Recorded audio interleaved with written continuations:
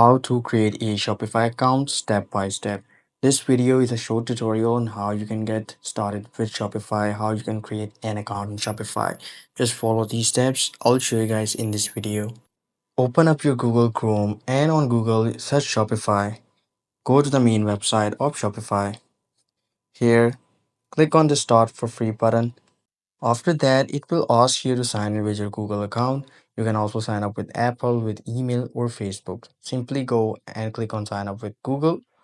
It will ask you some of the questions which are not really important, so you can skip them or you can answer them based upon your own preference.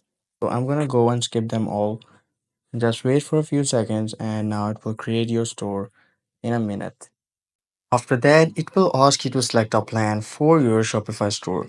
So you can select that or you can continue with your free trial. So simply go and click on it. And now here you see all these different plans that you can select and continue to your Shopify account. Well, that's how you can go and create a Shopify account. I hope you found this video helpful. I'll see you guys in the next video.